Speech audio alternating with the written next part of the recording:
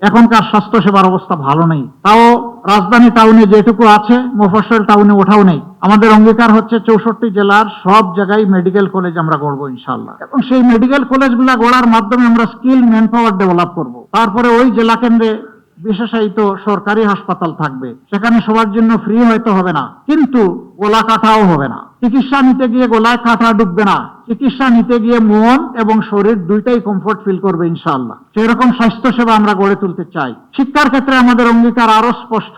আমাদের বর্তমান শিক্ষা ব্যবস্থা হচ্ছে সার্টিফিকেট প্রোডাকশনের শিক্ষা ব্যবস্থা। আমরা এই শিক্ষাকে আমূল পরিবর্তন করতে চাই। আমাদের বিদেশি বন্ধু যারা আছেন, উন্নত শিক্ষা তারা তাদের দেশে নিশ্চিত করেছেন, আমরা তাদের সাথে বসবো। আমরা শিক্ষার দুইটা গুণগত পরিবর্তন আনতে চাই।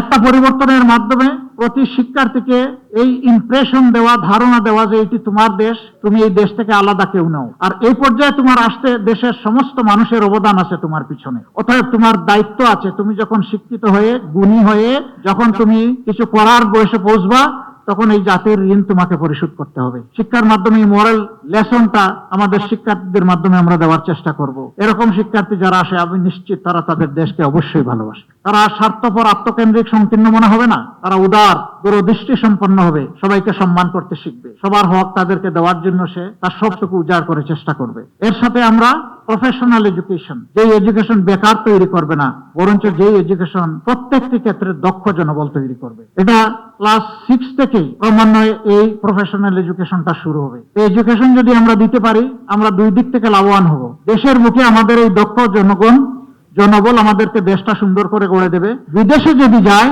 সে মোর আর্নিং করবে, বেটার পজিশনে থাকবে, তার রিমিটেন্স আসবে দেশে অনেক বেশি। আমরা অবশ্য দুটা রিমিটেন্স চাই। একটা হচ্ছে ফিনান্সিয়াল রিমিটেন্স, যেটা আমাদের ফরেন বিজনেসের চাকা ঘোরানোর জন্য দরকার। এটা দুইভাবে আসে, একটা হচ্ছে আমাদের এক্সপোর্ট বিজনেসের মাধ্যমে, আর একটা হলো আমাদের প্রবাসী যোদ্ধাদের মাধ্যমে, যাদেরকে আমরা রিমিটেন্স যোদ্ধা বলি। কিন্তু ওই পর্যন্তই, একটা শব্দ তাদের জন্য বলে দিয়েছি, রিমিটেন্স যোদ্ধা, কিন্তু বীরের যে সম্মান এই জাতি তাদেরকে এখনো দিতে পারে নাই। পরিবারকে, দেশকে সাপোর্ট দিতে গিয়ে বিদেশের মাটিতে যখন মারা যায়, তখন তার লাশ নিয়ে টানাটানি হয়। এই লাশটা কে দেশে আনবে? এটি লজ্জার। আমি তাকে বীর বলবো, কিন্তু তার লাশটা রাষ্ট্র সম্মান দিয়ে দেশে আনবে না, এটা হতে পারে না। আমাদের অঙ্গীকার, ইনশাআল্লাহ আমরা দোয়া করি সবাই বিদেশে গিয়ে সুস্থ থাকুক, সুস্থ হালতে তারা আবার ফিরে আসুক। কিন্তু কেউ যদি বিদেশের মাটিতে ইন্তেকাল করে, তার লাশ রাষ্ট্রীয় দায়িত্বে সম্মানের সাথে বিনা পয়সায় দেশে আনা হবে ইনশাআল্লাহ। এই রিমিটেন্স যোদ্ধারা অনেকে জীবনের সব শক্তি ক্ষয় করে যখন দেশে ফিরে, তখন আবার চোখে অন্ধকার দেখে। আমরা তাদের জন্য ইনশাআল্লাহ সোশ্যাল রিভলভিং ফান্ড করব।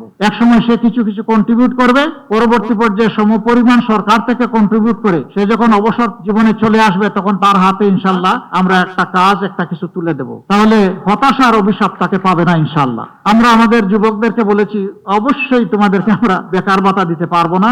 আমরা বিশ্বাস করি বেকার ভাতা তোমাদেরকে অপমান করার সামিল। আমরা তোমাদের হাতে কাজ তুলে দিব, ভাতা নয়। তোমরা কাজ দিয়ে নিজেদেরকে গড়বা, দেশটাকে গড়বা। আমরা আমাদের যুবকদেরকে কিভাবে দেখতে চাই? আমাদের যুব সমাজকে বাংলাদেশ নামক উড়োজাহাজের ককপিটে দেখতে চাই। ওখানে তাদেরকে ক্যাপ্টেন হিসেবে বসিয়ে দেবো, আর আমরা বসবো ইনশাআল্লাহ সেদিন প্যাসেঞ্জার সিটে। এই যুব সমাজ দেশটাকে সামনের দিকে এভাবে এগিয়ে নিয়ে যাবে ইনশাআল্লাহ।